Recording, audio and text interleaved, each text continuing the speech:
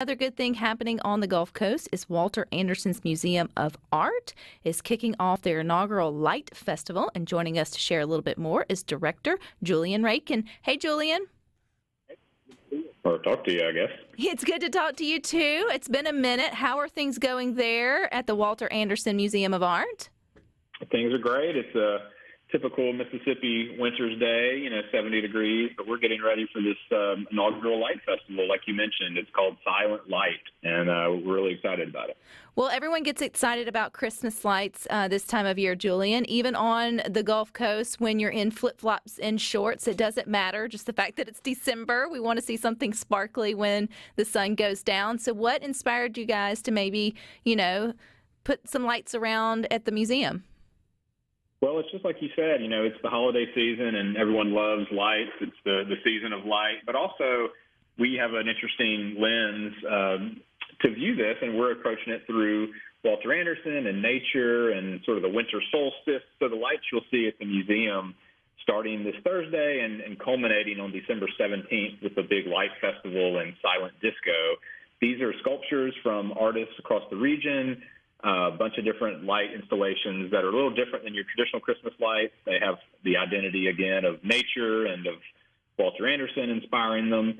And so it's something that we're really excited about doing on our 30th anniversary year, this being the end of the 30th anniversary year, a good send-off into the new year. And we're looking forward to having, again, all these people flood the streets of downtown Ocean Springs and enjoy what we're bringing to the table. So how can we enjoy it, Julian, once it starts going? I know it's a whole week is it a whole week of events, or will it be a whole week that these, special lights or sculptures are up, or how can we best take part in it? So Silent Light is kicking off on December 9th with a silent auction, and this is both in-person and virtual. So from December 9th through 12th, folks can bid on a whole selection of treasures, and that's a benefit portion of this event for the museum. And then, again, it ends a week later on that Friday, December 17th, with the Light Festival and Silent Disco. And for people who haven't done a silent disco, it's where DJs who we've flown in from Seattle and Austin are performing to attendees personal LED-equipped wireless headphones, so you're dancing in the street, but no one can hear you. And so that idea of the silent auction, the silent disco, bookending this week of events. And during the week, while we don't have events every night, the lights will be on view. So if people want to get full details, they can go to Art Scene Party, that's Scene, S-E-E-N, so artsceneparty.com, and they can find all the details right there. So is there a limited number of headphones, Julian, or does it like Bluetooth to your own sort of headset? I'm thinking, that's what a neat idea. I've never heard of a silent disco before. Yeah, they happen all over the country, and, we're bringing it here for perhaps the first time for a lot of folks. But there are a limited number of headphones, so while the silent disco Light Festival night is free to attend, if you do want to reserve headphones, they're $10 to reserve for the evening, and folks can do that online. So we have several hundred of them, of course, expecting a big crowd, but if folks really want to make sure they get those, we encourage them to go ahead and reserve them. But just to say, like I mentioned earlier, this is a way for the museum to raise funds through the silent auction, December 9th through 12th, so we encourage people wherever they are to bid in support of arts and culture.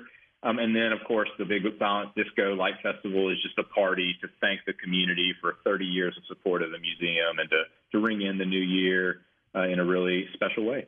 For those that may have never been to Walter Anderson, even over the last sort of 30 years, Julian, other than, this time of year, we've got this special light festival going on. What are y'all dedicated to the rest of the year?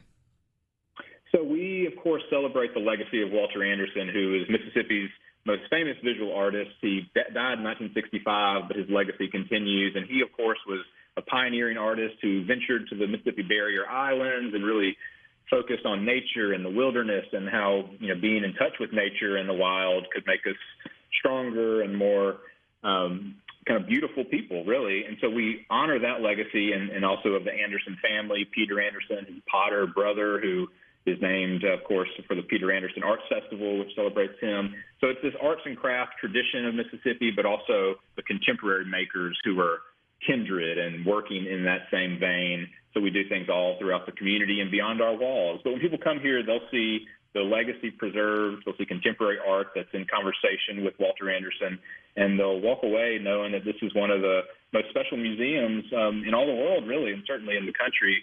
And it's dedicated to a Mississippian who really saw the value of the land and of the state. I assume the lights and all the party will be the silent auction and the silent disco will be outside of the museum on the beautiful grounds, which I think is some of the best there at Walter Anderson, is being able to see it visually from outside. But is there any special exhibits right now, Julian, on the inside that if we do come and, in the next couple of weeks that we get to see? Absolutely. We do have a 30th anniversary exhibition up now, which is focused on Walter Anderson and the Anderson family, but also there's a contemporary show with an artist from North Mississippi named Jason Bolden, and he and Anderson are paired together works of animals that have actually died. So when Anderson was on Horn Island, he would find, for example, a dead pelican and draw it, or an animal would die in his arms, a raccoon, or some other animal. And Jason Bolden, who is still living and creating, also was fascinated with this. So the show is called Bearing Witness, and it's about not turning away from things that die when nature dies or when a loved one dies. There's a way of celebrating that in a positive way and looking to the rebirth qualities of nature and of living. And so that exhibition really explores that. And it's a beautiful contemplative show. So if folks do venture down before the Light Festival or after, they can enjoy both those shows. And if they're venturing down to the Gulf Coast or maybe live nearby and just haven't popped in a while, where are you? Where is Walter Anderson Museum of Art? How do we get there, Julian? Yep, we're at 510 Washington Avenue, and Washington Avenue, of course, is one of the main arteries, the backbone of downtown Ocean Springs. So when you come off, the highway and start to enter Ocean Springs, you just go a few blocks down the street, and we're right there. We have a new crosswalk that is Anderson-inspired art. So if you cross the crosswalk beneath you in your car, you're there. And I know you're getting geared up and ready for this Light Festival. When does the first lights come on? When does it kick off?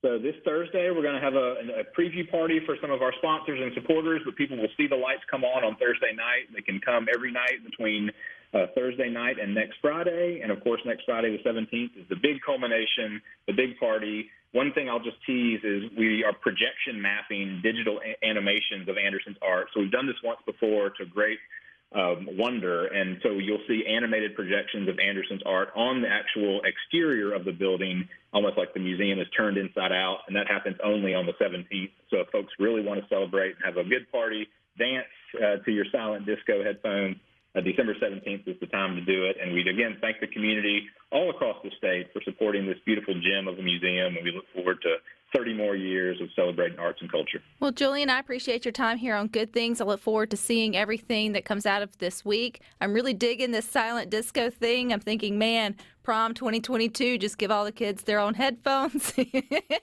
would really reduce some of the noise that comes around those type of parties. But anywho, something to look forward to. So that's artsceneparty.com. So I appreciate your time, Julian.